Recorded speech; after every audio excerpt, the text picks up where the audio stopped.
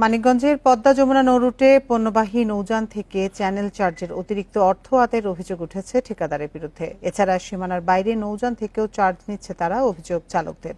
মামলার ভয় দেখিয়ে নৌফাঁড়ির পুলিশও নৌযান থেকে চাঁদাবাজি করে বলছেন তারা।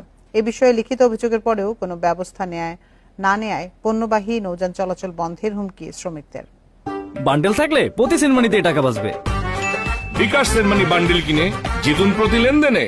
রাজবাড়ীর গোয়ালন্দ থেকে কুষ্টিয়ার পাকশি পর্যন্ত পদ্মার নৌরুটে পণ্যবাহী নৌযান থেকে চ্যানেল চার্জ আদায় করে গ্রুপন প্রাইভেট লিমিটেড নামের একটি প্রতিষ্ঠান। চালকদের অভিযোগ, নির্দিষ্ট সীমানার বাইরে গিয়েও নৌ শ্রমিকদের কাছ থেকে অর্থ আদায় করে ঠিকাদারের লোকজন। চাঁদা দিতে অস্বীকৃতি জানালে করা হয় মারধর। ওনাদের চাহিদা অনুযায়ী না দিলে ওনারা আমাদেরকে হামলা দিয়ে হয়রানি করে। 25-30 জন লোক থাকে, লাঠি চোটা নিয়ে ওঠে, কাউরে আঘাত করে। এগো নির্যাতনে আমরা জাহাজ চালাইতে আমাকে খুব কষ্ট হয়ে যায়। শুধু ঠিকাদার নয়, মামলার ভয়ভীতি দেখিয়ে চাঁদাবাজির অভিযোগ উঠেছে পাটুরিয়া নৌফাঁড়ির পুলিশের বিরুদ্ধেও।